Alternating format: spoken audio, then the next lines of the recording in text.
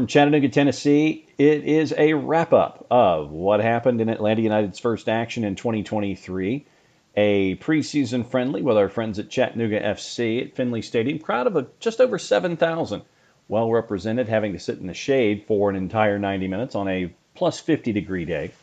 But fantastic action in the first 45. You get to see two separate 45s, frankly. 6 goals in the first 45, 3-3. Which was how the match ended, and then some discovery for both head coaches, Rod Underwood and Gonzalo Pineda, in the second 45. As we go, you'll hear the highlights of the match, and you will also hear from some of the particulars from the match in and of itself. We'll go through that as we go. So here's your highlights once again. Atlanta United, Chattanooga FC, Finley Stadium. Lucas Panzica, and some guy you may recognize on the call, courtesy of our friends at 11 Sports. Guzan keeps it in. Could be an opportunity for CFC, and it's a one-touch finish. Markus Naglestad.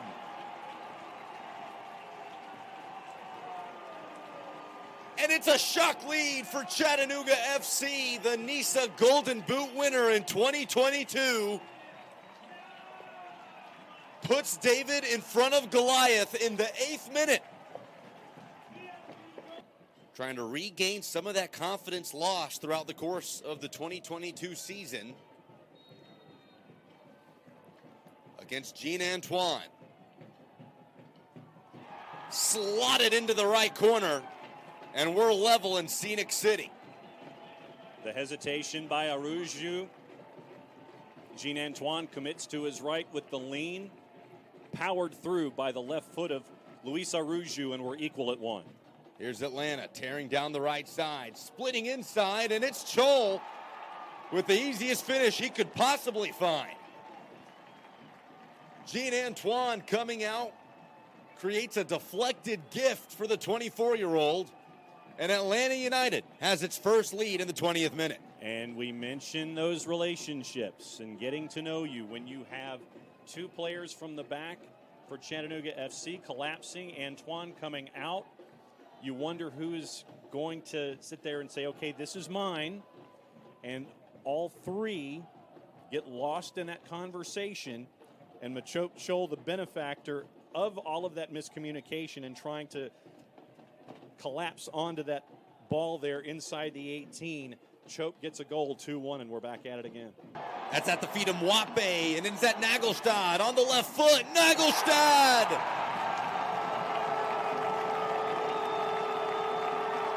A kick of the corner flag as he's equalized. A 28th minute brace for Markus Naglestad, and the fireworks are popping off at Finley Stadium.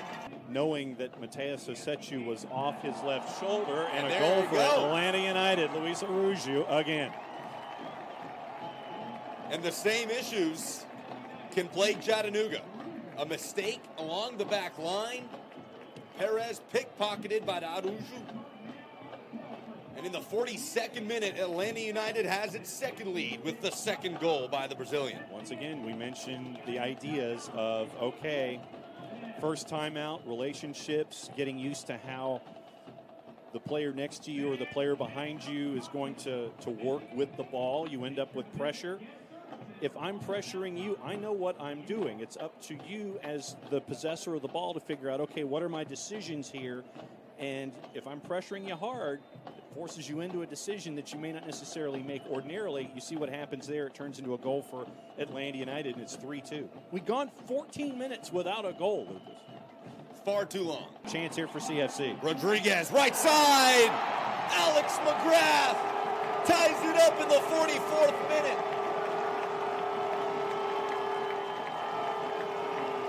It's a goal fest at Finley Stadium. So here's your rundown. Naglestad with a goal in the 8th made it 1-0. Luis Araujo on the penalty drawn by Andrew Gutman 4 minutes later made it 1-1. Machop Scholl, taking advantage of mistakes at the back for Chattanooga, made it 2-1. Naglestad 8 minutes later in the 28th made it 2-2. And then 2 goals within 2 minutes of each other. Luis Araujo made it 3-2 once again with trouble at the back for Chattanooga FC. And then McGrath for Chattanooga FC draws us level at 3-3 in the 44th. That was the score at the half. That was the score after 90 minutes. And so, after the match was over, you wander into the press room and you wait for players and coaches. And on the Atlanta United side, here's the conversations and questions that were asked of Luis Araujo and the head coach of Atlanta United, Gonzalo Pineda. Were you able to learn anything today, Luis? Say that again? Was he able to learn anything today? Que si aprendiste algo del juego de hoy. Sim, sim, claro. É uma pré-temporada e também pensando. Yes, of course. This is a preseason that is just getting started. Há pouco tempo que estamos treinando e ter partido assim é bueno para nós outros. We just started training a couple weeks ago, and have a game like this is very positive for us.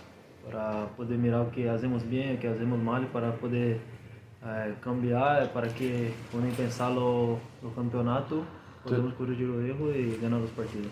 It's very important to see what we did good, what we didn't do too good, and then thinking of obviously the regular season.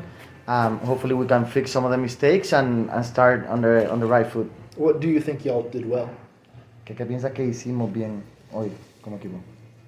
Fizemos bem que marcamos goles. Creio que poderia ser pouquinho melhor atrás, pero também pensando, creio que vamos melhorar muito ainda. It was positive, to score goals. Obviously, we can be a little bit better on the back, but we're just getting started, and we're definitely we're gonna improve. And for you, you'd said you want to score more goals this year, scoring 2 in the first preseason game. A confidence boost for you or anything like that? Que dijiste que querías meter más goles este año y hoy metiste 2, que si esto te da un poquito más de confianza. Sim, claro. Eu sempre tenho muita confiança em mim, em minha equipe. Eu trabalho muito duro para isso e estou muito contente de ter marcado 2 goles, pero é apenas também pensando lá para a época, amistoso. Temos que continuar trabalhando muito e espero que este ano marque muitos goles na MLS. Yes, of course. It's always good to score a couple goals. We're just getting started. I have a lot of confidence in myself and my team. We're working really hard, and hopefully I can score many goals this year in the MLS. It seemed like you were positioned very centrally throughout the entire game, or the entire first half anyway. Is that a focus for you tactically this season? Que parece que estabas jugando más por el medio, más centralizado, que si es un enfoque que Gonzalo te ha hablado este año. Creio que Gonzalo me dá muita liberdade para jogar. Tem muita liberdade para jogar tanto por fora ou por dentro, sempre cambiando com Brooks. I think Gonzalo is giving me a lot of freedom, whether I'm playing on more of an outside role or more in the middle. Always interchanging with Brooks. That's what Gonzalo wants, and that's what we're working on. What did you learn from the first team guys in the first 45 minutes? There were some good things. We were working specifically on the defensive side of things, and we didn't show well. So obviously we will correct that. We talked about that already in the locker room. But there were some also good things. I think in attack we had some different type of movements that I wanted to see with a different setup, and some of those were successful. We need to do that more frequently, but somehow happy with the attacking side in some ways, but not happy with the defending side. And then happy for Luis. I think it's important for him, and he really wants to show a different face this year, and starting like this in a preseason game is good for him. Try not to project too much from the very first preseason game, but giving up goals within minutes after y'all scored is something that kept happening last season. Also, any concerns about that? No, we'll get better. We will get better. Also, there were some heavy legs. We've been training very hard, so we understand all of that. And yes, we were not up to our standard, but we will get better there. And you can correct me if I'm wrong on this, but it looked like you were playing instead of with 2 6s, almost with 2 8s today. And Santi just as a lone defensive midfielder. Is that a tactical tweak we expect to see for the rest of the season, or is that specific to this game? Or well, we are flexible tactically, but today we tried that out of not having Thiago, and so then we moved Rossetto kind of in Thiago's position, and then Ibarra went in that position as Rossetto goes, but tactically in the build-up we tried to get Santi and Ibarra together, and from there Luis has more space on the inside channel, so Brooks is out wide, and we try to put that connection of Luis, Thiago in the middle, with two midfielders here feeding balls in between the lines, and with two airplanes on the flank trying to run in behind. And obviously the integration of the nine in certain plays coming to show. I think Jackson did well in a few. He had good ideas. The execution was bad, but he showed in the right pocket. And it will get better. It's only 3 weeks into the preseason. And Almeida and Mosquera's injuries not Just serious? out of precaution, we put them out of the game. Amar the same?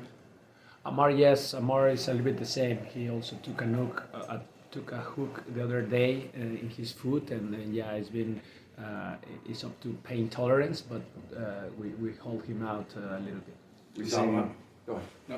No. We've seen Santi and Franco together and dubbed it a couple times, and it hasn't necessarily worked out. Well, how do you feel about them as a pairing, and are there any concerns with that pairing? Yeah, it's actually unfair for me to judge Ibarra and Santi's performance in that sense, especially Ibarra, because he was training the whole week and actually 2 weeks as a holding center mid. But out of Thiago being recently, like today, we noticed that Thiago couldn't go. Then I put him in that position. So, but I was trying to get that pair, kind of 2 sixes playing there. For me, Ibarra is one that can play on both, but obviously he hasn't trained. And since it's a new setup, new setup for the team, probably he wasn't aware of a couple of things, but eventually he can do it. So Franco was a single pivot when you were training with Santi a little more forward? Yeah, no. So I was training, like I was planning. Santi was playing with the second group, and then Ibarra was playing with Rossetto and Thiago in the middle. So that was the setup we've been training, and today I moved everything out. So it's unfair for me to criticize a lot Ibarra's tactical movement, or even Rossetto that was playing on the left, and that created a little bit of issues on both sides. But it's okay. They will see the film and we will get better. That's because of Santi's suspension, that he's been with the second team. A little bit, yeah. I'm thinking on everything. Probably I will be rotating throughout the preseason, the starting lineups and that, and I will try to see different things. I still don't have a best 11 for the season, so I need to figure it out. There's competition. There are spots that are very open for competition, and we'll see who shows better in the next few games. And although I know you can't play tentative, but to see Brad and Miles back out there, just the fact, I know they're in training, but to be actually in a match, what was that like? Just to see them back, but also just how they kind of reacted, and did they, were there's any jitters on their part? I mean, coming off those injuries. Yes, first of all, I'm very happy with seeing them back in a real game since long time ago. You can imagine the emotions they had before this game, and it's the first time back. So we are all very pleased with that. Once I said that, obviously you can see that both they still the distances and the little things that real game brings is still not quite there. You can see that. But they will get better with time. They are fantastic players, and we miss them. So now that we have them back, it's my job just to take care of them and put them in the right path for success for the whole season. Can you take more out of a match like this than training, in just the sense that, obviously not the glaring faults, but just little things as well? Yes, no, I take a lot out of this match. We can see a lot of mistakes that we had, but also a lot of good actions. I really think that Chattanooga plays good football, and they're a very good team. So it was a good challenge for us, and we will continue the evolution of the preseason. Coach, second 45, you had a lot of players out there who knew each other from Atlanta 92. So their associations were there. What did you think about Noah at the back continuing to grow? Because there were a couple of times where Noah shut things down when he had to. And then Luke, offensively, working down the right-hand side, drawing the kick just outside the 18. Two shining spots in that second 45 for you as well.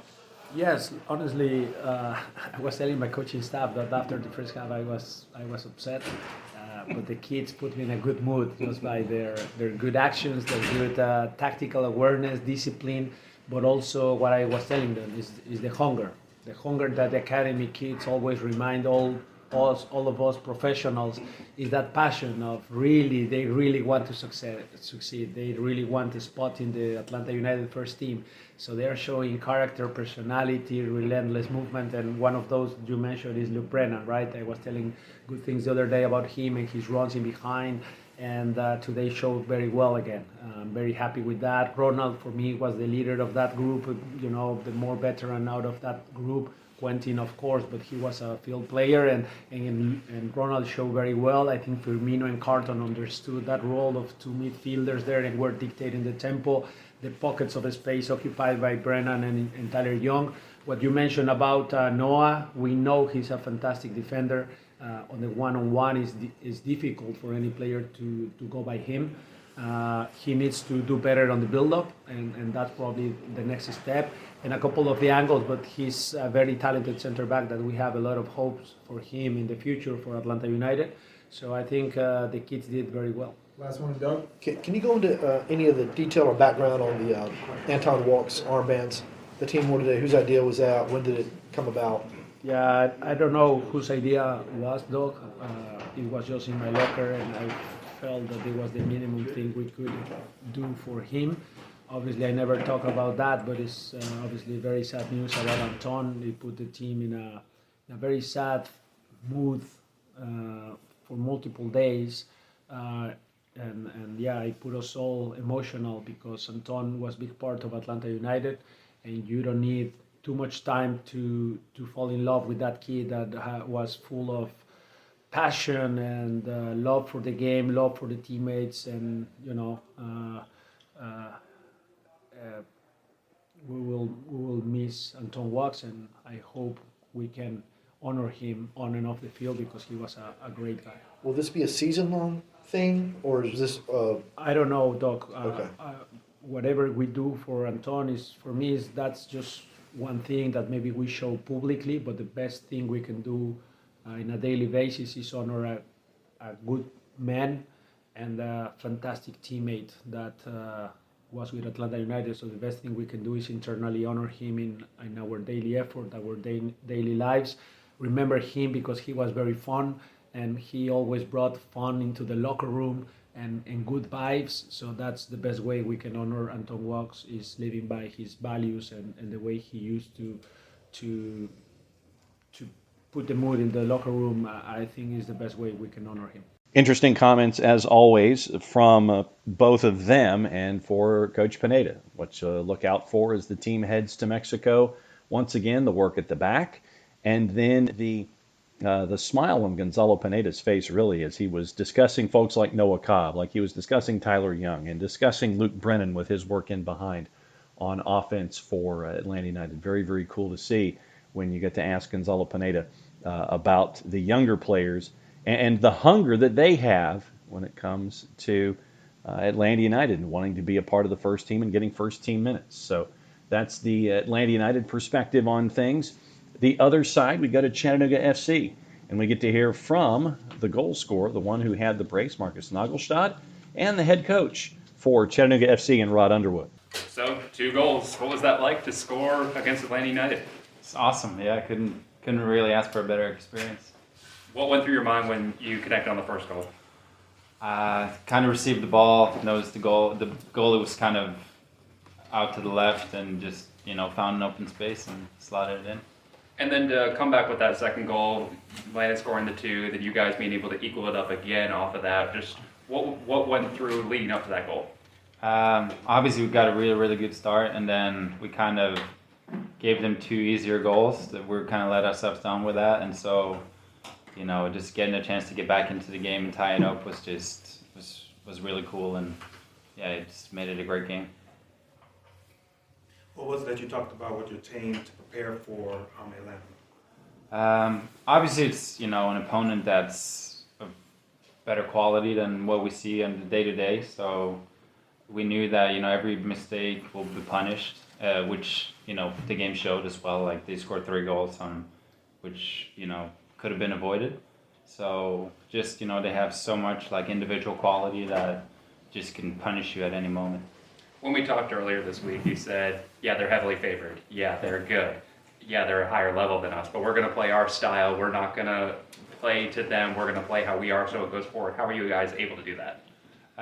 It's just about being bold really, and just go for it and just show no fear and try and do the things we're trained to do every day. And yeah, it's going to be more difficult, but we would have wasted 90 minutes if we did anything else than what we're going to do when the season comes around. So that's just what we try and do and get better at what we want to do, and just be a better Chattanooga every day. So when you guys were attacking, you guys were playing back a little bit and then would go on fast runs. Was that the initial plan going in, or is that just feeling out the opponent and then going in from there? No, I think playing a team like that, obviously they're really good on the ball, which makes it hard to kind of dominate them with possession. So I think we initially, obviously, we want to keep the ball more, but against a team like that, it's very difficult. So they kind of force you down into a lower block, and then you kind of just have to take the spaces that appear and try and punish them. How does this game set up Chattanooga Football Club for a successful season? It shows that we can compete with anyone on this continent, right? On any given day, and that's the beauty of this game, right? Is their budget is probably 100 times ours, if not more, and today we gave them a good game. So, obviously the competition coming forward when we start the season isn't going to be as good, which just shows that we're going to step on the field to beat anyone in our league, and that's going to be our objective. So when we talked earlier, you said you weren't going to sit back, you weren't going to, because that wouldn't help you for the rest of the season. How were you guys able to stay on attack to propel going forward to help you guys for the rest of the year? Well, I think the thing for us, right? The most important thing for us is the ball. The longer we can have the ball, the longer we don't have to defend.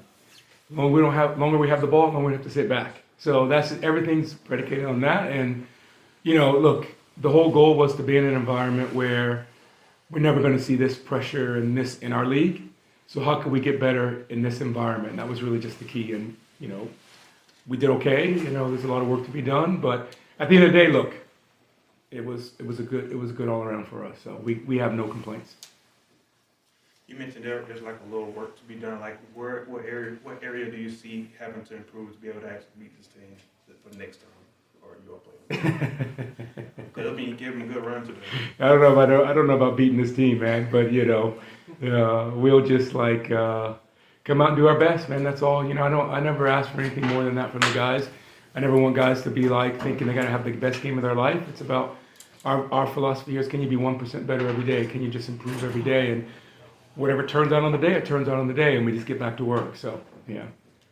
Second 45, Coach, you had a lot of the trialists out there that you were getting extra looks at. Some of the impressions, I know that you have two groups of trialists that you really are kind of focusing on here. What feedback from looking at them in that second 45 are you taking with these trialists that you brought in? What are some of your observations of that group? Well, I think some of them did themselves justice. The nice thing is one of the guys that started right back, he came from the open tryout, right? So give the kid all the credit in the world. He started at right back, and then two other guys that were in the open trial played in the second half, and to be honest, two of the three we're still considering. So all props to them.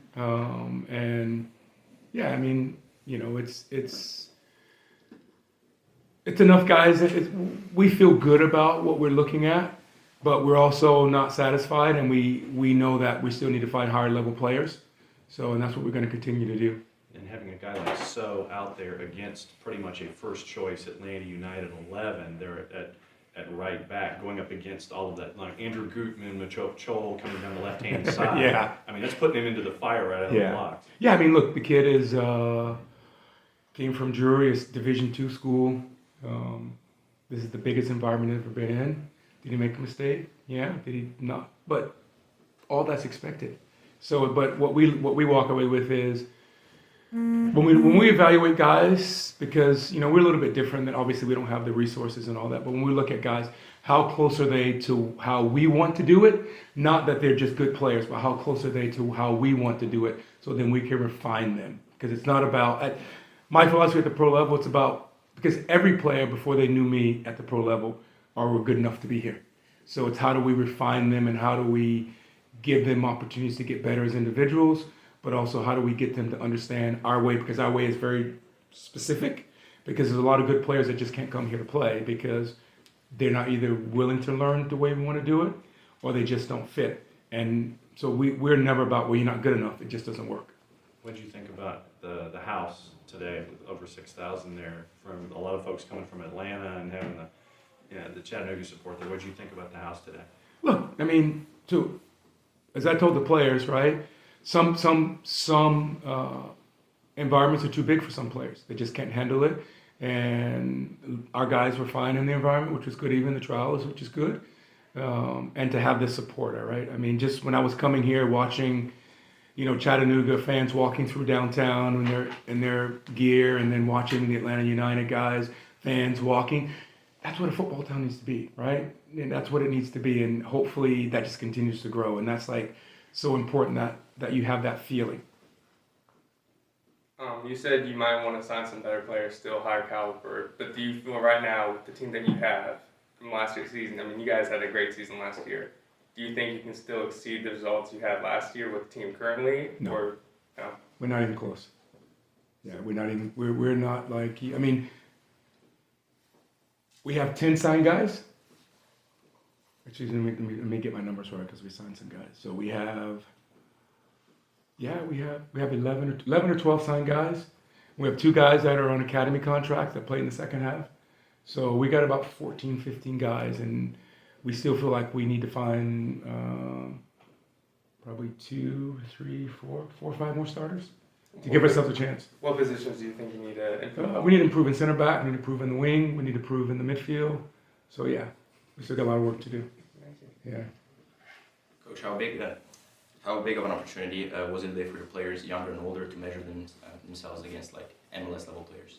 It's always right.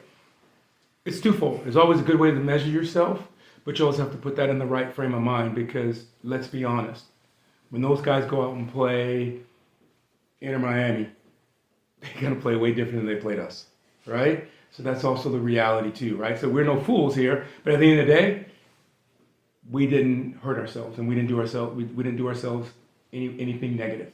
So what are some of your younger guys taking from the older guys as far as being able to mature about the game? Yeah, for us, man, it's all about, we have a culture that we want, and that's the phrase that's overused and misused. I have a master's degree in sports leadership, so leadership is like super important. We believe every player is a leader. Every player leads in their own way. Every player has a voice. Doesn't mean we always agree, but every player has a voice and they're respected, and that's how we grow. And that's like super important to build the culture. And everyone holds everybody accountable. Not because they have to be jerks. I'm sure you guys have been around where guys are yelling. No, yelling and screaming does zero. What we do is we build the individual, build the person, and we build this connectivity that when they come together, even in hard conversations, they still respect and they still can grow together. And that's how we try to build everything. So where is that connectivity right now, having to start camp early and get early starts on things? Where do you think that connectivity is? With the guys that are signed and the guys who return, it's very good. But the guys that are on trial, they have no idea. They think they do, but they have no idea. So. Speaking of one of those signings, Gene talked about him coming in, being a winner. Yeah. Obviously a preseason game, but still first game action for him. What did he bring? Yeah, I mean, look. Nothing against our goalkeepers we had last year, because one of those goalkeepers is like family to me, right? He's like, I'm really close with him, and he's really important to me. And that's probably one of the hardest decisions I had to do was let him go. And even to this day, it's like when I call and I still talk to him, it's like, that was really difficult. I'll say of all the players I've ever had to let go, that was the hardest one. But I knew we had to change our player profile and be honest, our player profile was, can we find an MLS player sitting on the bench that was not happy? That was our first for a goalkeeper. So we went there, and then we went championship. Couldn't get any of those guys. Went USL 1, couldn't get any of those guys. Gene's the best player, was the best goalkeeper in our league. It's been that way for 2 years, and we got it. So that was always the way we started, right? That was our focus. And look, I love the kid. I mean, I don't know him well. I've known him for 10 days, right? But I love what he brings to the team and his leadership and his ability, and he fits our physical profile for a goalkeeper. So that's the situation for Chattanooga FC as they get ready for their season in 2023 in Nisa. Coach Underwood says there's a lot of work to do, and he and the staff are going to be working toward that as they chase after the title in Nisa in 2023. Obviously, we will continue to discuss what happened with Atlanta United and Chattanooga FC Monday morning, 9:05 on Soccer Down Here. But that's your rundown of what happened at Finley Stadium. 6 goals on the board, a 3-3 draw. First action for Brad Gazan and Miles Robinson after their Achilles injuries and their recovery during the 2022 season for Atlanta United. So that's the story from Finley, the story from East Ridge, and the story from the first friendly on the year. For everybody at SDH, for Jason, for Jarrett, for Nick, I'm just John. Once again, thanks to Lucas Panzica for being a part of the booth, and it was fun to catch up with Lucas about everything in Nashville and everything in Chattanooga off the air. So that's your rundown of everything that happened with the first friendly in 2023. Play it safe, everybody. Mucha plata, y'all. We'll see you next time.